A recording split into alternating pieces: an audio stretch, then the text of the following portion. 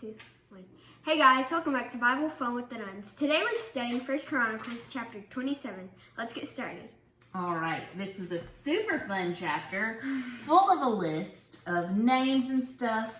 But basically, we start out getting a list of David's secular officials, his officials who don't necessarily run the tabernacle. They're not priests and stuff, but what they're doing, they're taking care of the daily work of the palace, the area. They're helping govern this area. They had military duties, and so these are the things that they had to be in charge of, the governmental things that don't necessarily fall under like church leadership, I guess. And so it is a long list, but I think it's important for us to realize that this matters to God too. When people ask, when they ask Jesus about like, how do we treat government, when we have kings, when we have Caesar, people in charge, how do we treat them if we follow God? And Jesus clearly tells them, give to Caesar the things that are Caesar's, give to God the things that are God's. So we are supposed to respect the authority. Remember, there is no king, there is no Caesar, there is no authority that isn't allowed to be on the throne without God allowing that. Like, God is sovereign, so he's even over any earthly power, any earthly person in charge. But God tells us, respect that person when they are in charge. Tony Evans had some good stuff to say about government and about how we are to live as Christians, how we honor government, how we live in this world, but also as people of God's kingdom too. He said, if individuals, families, and churches do their jobs, producing responsible self-government within individual lives, the civil government can focus on what it needs to focus on, rather than having to deal with people who look to the government to do everything for them. So when we live in this world and we are to follow the rules and the laws of government, whether it's paying taxes, whether it's obeying the speed limit, things like that, we are supposed to honor that and respect that and obey those rules and those laws. But it's important that we don't expect the government and the civil laws to be God to us. They can't do those kinds of things. It says, if you're expecting the civil government to do for you what God says you're to do for yourself, that's a misuse and a misappropriation of government. Plus, if you expect Uncle Sam to do everything for you, you are destined for disappointment anyway. You cannot look to anything other than God to provide things only God can provide for you. Whether that's your king, whether that's your governor, your mayor, the people around you, your husband, your wife, your spouse, whatever.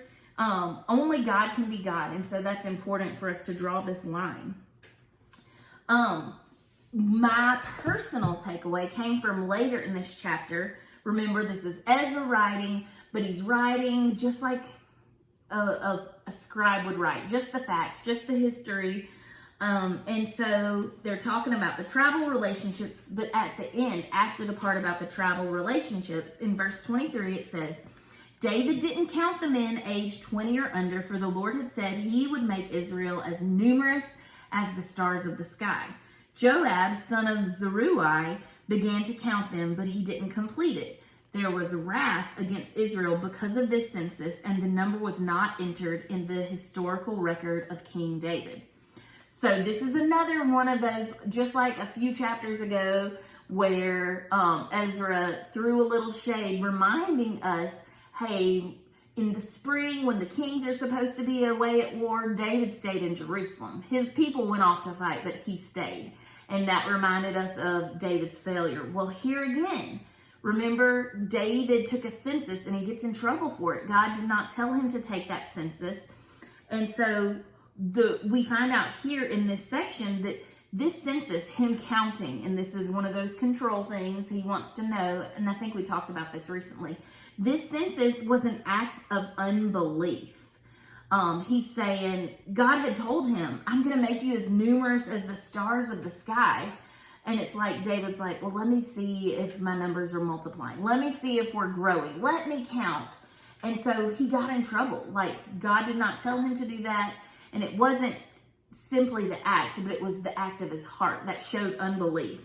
And so it's important for us to realize we can say all day long with our mouth that we trust God, but our actions always give our heart away.